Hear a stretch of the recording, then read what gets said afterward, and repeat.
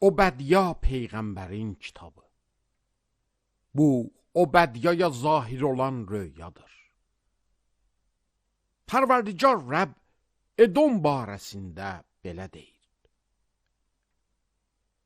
Biz Rəbdən bir xəbər eşitdik, millətlər arasına bir qasid göndərilib ki desin, qalxın, gəlin Edomun ziddinə qalxıb, onunla döyüşək.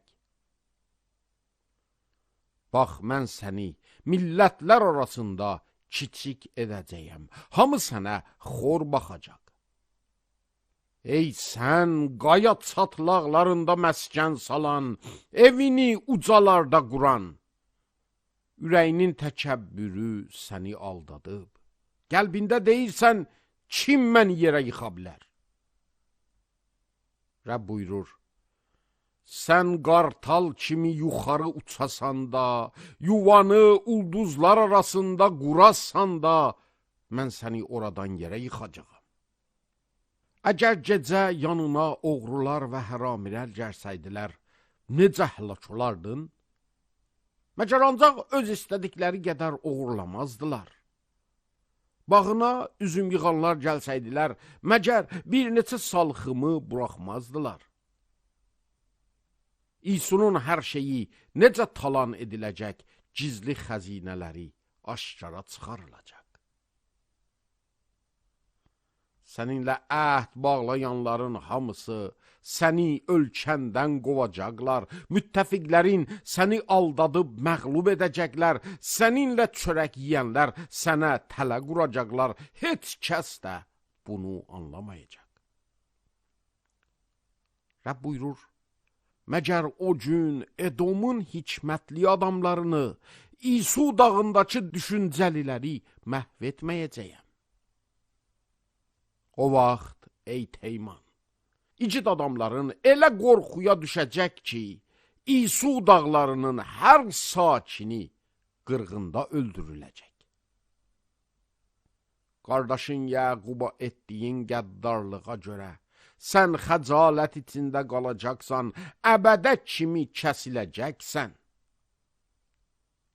Yad edirlər, onun sərvətini aparan gün sən uzaqda durub tamaşa etdin.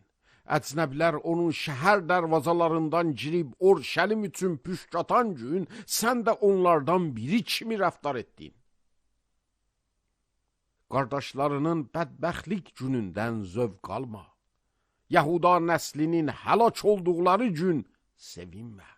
Onların həlakəti gündə, onların pərişanlığında sən fəxr etmə.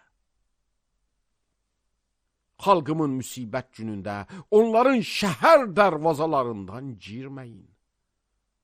Başlarına bəla gələn gün onların fəlakətini şadlıqla tamaşa etməyin.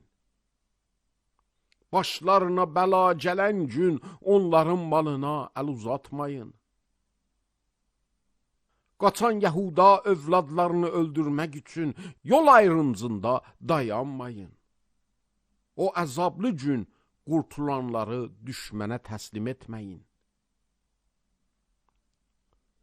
Çünki Rəbbin günü bütün millətlər üçün yaxınlaşır. Ey Edom, sən nə cür edibsən, sənə də belə ediləcək. Əməllərinin əvəzi öz başına gələcək. Necə siz mənim müqəddəs dağımda içdiniz, bütün xalqlar da durmadan içəcəklər. İçib udacaqlar, elə bil ki, heç vaxt yox imiş. Lakin qurtuluş tapanlar Səhyon dağına yığılacaqlar. O dağ müqəddəs olacaq, Yəqub nəsli öz mülkünə sahib olacaq. O vaxt Yəqub nəsli od, Yusif nəsli alov, lakin İsu nəsli küləş olacaq. Onlar İsu nəslini yandırıb məhv edəcəklər. İsu nəslindən qurtulan olmayacaq, çünki Rəbb belə deyib.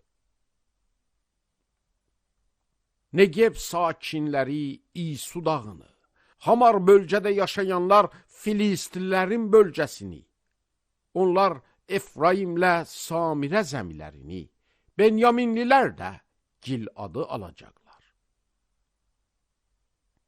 Əsir olan bu İsrail qoşunu ki, Sarefətə qədər Kənanlıların arasındadırlar, Orşəlim əsirləri ki, Sefarəddədirlər, Negev şəhərlərini zəbt edəcəklər.